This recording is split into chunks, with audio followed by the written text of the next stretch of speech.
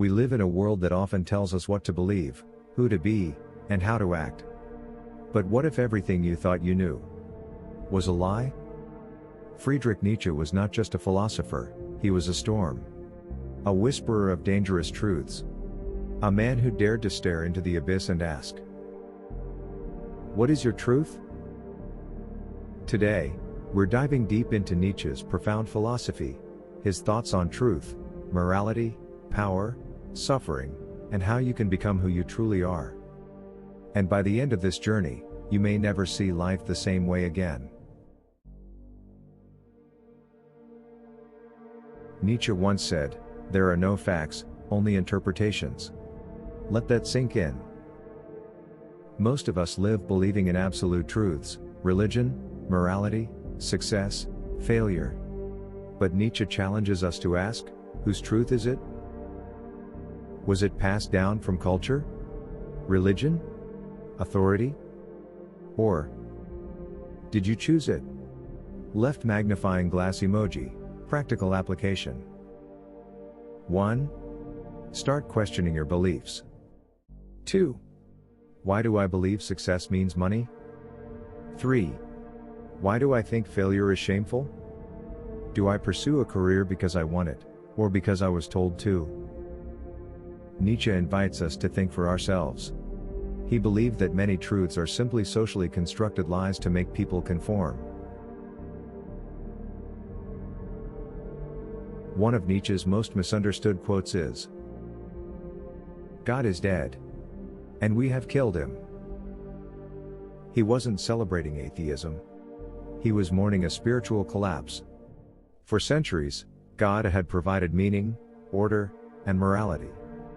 But now, science, rationalism, and modernity had replaced him. And nothing came in his place. This created a void, a crisis of meaning. Nietzsche saw this as both a danger and an opportunity. When you stare long into the abyss stares back into you. Practical application. 1. Ask yourself, what gives your life meaning without external validation or beliefs? 2. Can you find purpose through your values, creation, or growth, even when no one is watching? Nietzsche calls us not to despair, but to rise and create new values. To Nietzsche, life is will, not just to survive, but to grow, to expand, to express power. This is the will to power. It's not about dominating others. It's about overcoming yourself. Each time you defeat your laziness, face a fear, or create something bold, you are living your will to power. It's the opposite of comfort. Nietzsche despised mediocrity. He believed society tries to keep us obedient, soft, and afraid to shine. But inside, each of us is a warrior, a creator, a truth seeker. Practical application. 1. Choose challenge over comfort. 2. Wake up early, create art, say what needs to be said. 3. Build your life around your strengths, not around what's easy. Ask, am I acting from fear or from power? Nietzsche posed a terrifying question. What if you had to live this life again, and again, and again? For eternity? No changes.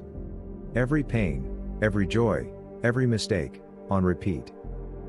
He called it eternal recurrence. Not as a literal belief, but as a test. If you say yes to that idea, you are living authentically. If you say no, maybe something needs to change. Practical application. At the end of each day, ask yourself, would I live this day again?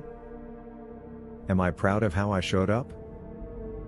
Did I love, create, and dare today? Let this idea cleanse your life of regret and fear. Nietzsche's ultimate vision of a human being was the Übermensch, the overman or beyond man. He's not a superhero.